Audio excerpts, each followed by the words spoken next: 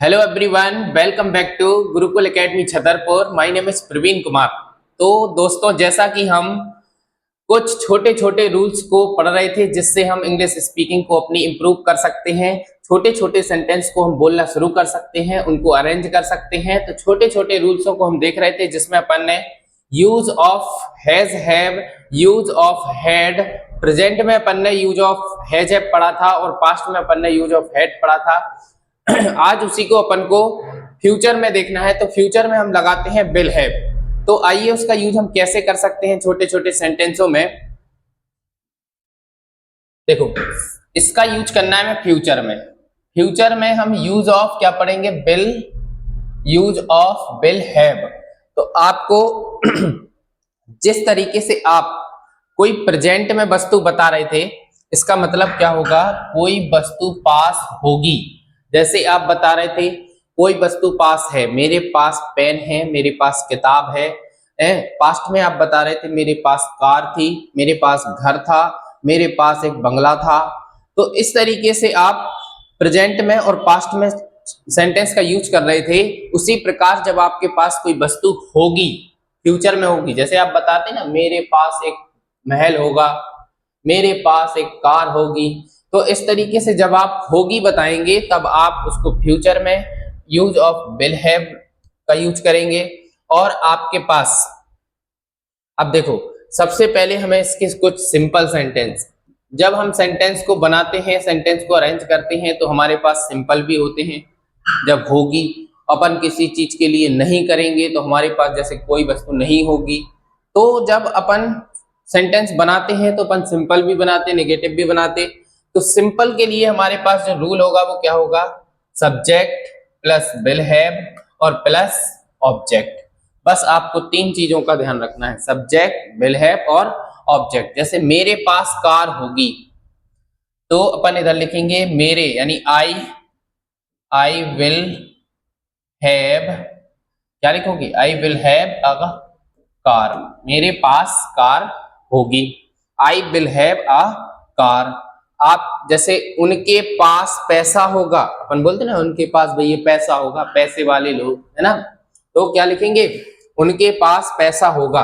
तो उनके, they will have money, they will have money.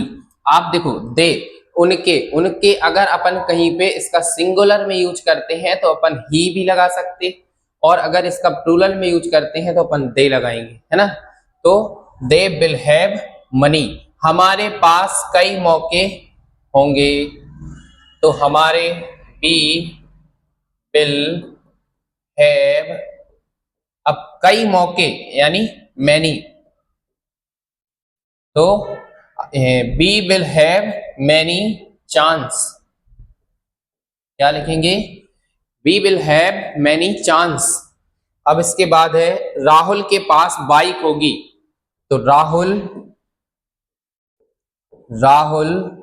Will have bike, will have a bike. ठीक है। उनके पास समय होगा, क्या होगा? उनके पास समय होगा। तो अपन लिखेंगे they will have, they will have time, क्या लिखेंगे? They will have time. ठीक है। तो इस तरीके से हम छोटे छोटे सिंपल सेंटेंस को यूज अरेंज कर सकते हैं, बना सकते हैं, और अपने डेली यूजेस जो सेंटेंस होते हैं, डेली हम जो बोलते हैं, उनमें भी इनका यूज कर सकते हैं, जिससे आप अपनी इंग्लिश स्पीकिंग शुरू कर सकते हैं और इन सेंटेंसों की सहायता से आप उसको इम्प्रूव कर सकते हैं। ठीक है। इसके बाद हमें देखना है इसी में नेगेटिव सेंटेंस। अब नेगेटिव सेंटेंस, जब आप मना करेंगे भैया मेरे पास ऐसा नहीं होगा, मेरे पास वैसा नहीं होगा, तो कोई वस्तु पास नहीं होगी। जब आपके पास कोई वस्तु पास नहीं होगी, जैसे मेरे पास कार नहीं होगी, उनके पास पैसा नहीं होगा, हमारे पास मौका नहीं होगा, राहुल के पास फुटबॉल नहीं होगी, उनके पास समय नहीं होगा। तो आपके पास जो रूल होगा वो क्या होगा? सब्जेक्ट होगा। सब्जेक्ट के बाद आप विल लगाएंगे, विल के बाद आप नॉट लगाएंगे, फिर आप हैव लगाएंगे, फिर आप ऑब्जेक्ट लगाएंगे। ठीक है। ऑब्जेक्ट से पहले हमेशा आपको क्या लगाना है? तो मेरे भैया आपको हैव लगाना है। जैसे एग्जाम्पल हमारे पास है, मेरे पास कार नहीं होगी, तो आप क्या लिखेंगे, I will not have a car. I will not have a car. उनके पास पैसा नहीं होगा, तो they will not have money. क्या लिखेंगे आप, ठीक है, they will not have money. हमारे पास मौका नहीं होगा, तो we will not have chance. ठीक, क्या होगा, we will not have chance. Rahul के पास फुटबॉल नहीं होगी, तो आप लिखेंगे Rahul will not have football. ठीक, उनके पास समय नहीं होगा, आप बोलते ना उनके पास समय नहीं होगा, तो आप लिखेंगे they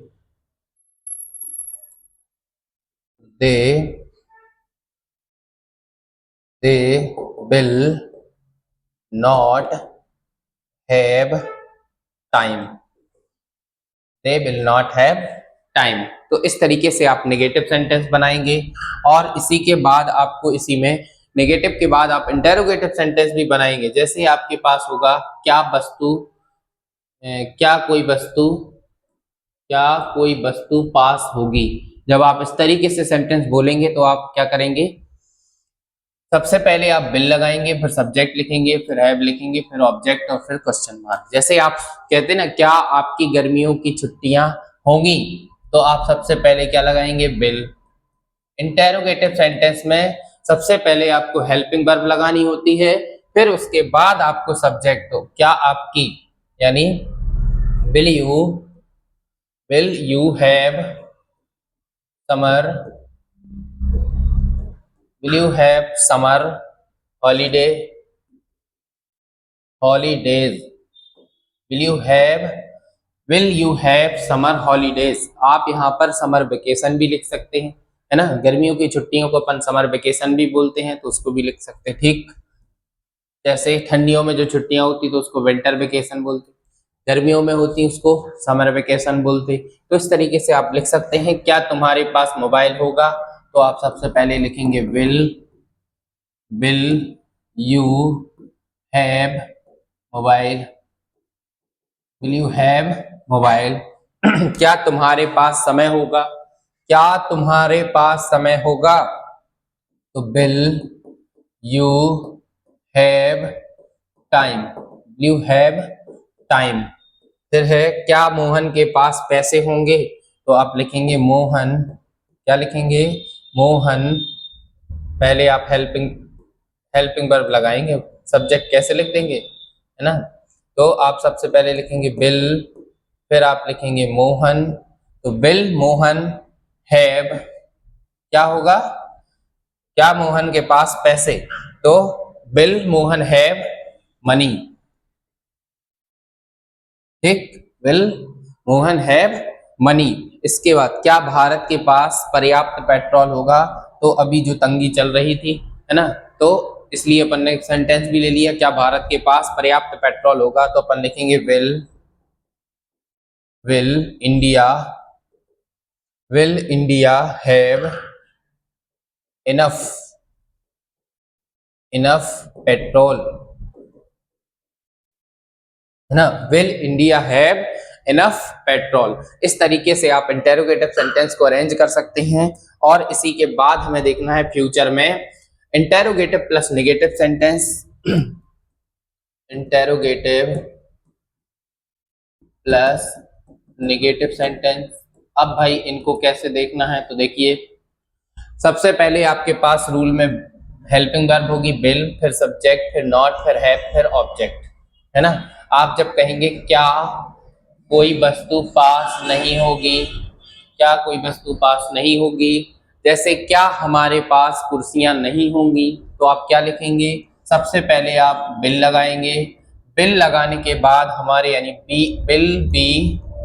will be not have chair, chairs, ठीक है। तो आप क्या लिखेंगे, will we not have chairs, ठीक। अगला सेंटेंस जो है, क्या तुम्हारे पास मोबाइल नहीं होगा, क्या तुम्हारे पास मोबाइल नहीं होगा, तो आप लिखेंगे you will you not have mobile, ठीक है, will you not have mobile. इसके बाद क्या तुम्हारे पास समय नहीं होगा, तो will you not have time, क्या लिखेंगे भैया, तो आप लिखेंगे will you not have time, will you not have time, will you not have time. तो आप बोलिए, केवल देखिए नहीं, प्रयास कीजिए, खुद किसी से नहीं तो खुद से ही बातें कीजिए, है ना। अगर सीखना है तो आपको खुद से ही बातें करना होगा। इसके बाद क्या आपके पास कपड़े नहीं होंगे, क्या आपके पास कपड़े नहीं होंगे, तो विल यू नॉट हैव कपड़े, क्लॉथ, यस लगा देंगे तो क्या हो जाएगा, clothes. Will you not have clothes, will you not have clothes. क्या उसके पास घर नहीं होगा, तो आप लिखेंगे विल उसके पास, तो विल ही नॉट हैव, घर नहीं होगा तो हैव होम, ठीक। तो इस तरीके से आपने इंटेरोगेटिव प्लस नेगेटिव सेंटेंस को देखा और अपना ये टॉपिक जो है वो क्लियर हो गया, खत्म हो गया, समाप्त हो गया। तो हमने यूज ऑफ जो हैज एप था प्रेजेंट में पढ़ा था, हैड हमने पास्ट में पढ़ा था, और आज हमारा था फ्यूचर। फ्यूचर में हमने आज हमने क्या देखा, फ्यूचर को देखा, जो कि हमारा डे 11 था। डे 11 में अपन ने यूज ऑफ विल हैव को पढ़ा, इसको कंप्लीट किया। बढ़िया, आप इसकी प्रैक्टिस करते रहिए, बोलते रहिए। ऐसे ही इंटरेस्टिंग टॉपिक, ऐसे ही इंटरेस्टिंग रूल्स के साथ अपन फिर से मिलते हैं नेक्स्ट क्लास में। आज के लिए इतना ही। बढ़िया, पढ़ते रहिए, स्वस्थ रहिए, मस्त रहिए और मुस्कुराते रहिए। और दोस्तों, अगर वीडियो पसंद आ रही है तो वीडियो को लाइक कीजिए, शेयर कीजिए, अपने दोस्तों के पास जरूर शेयर कीजिए, ताकि उनका भी क्या हो, भला हो।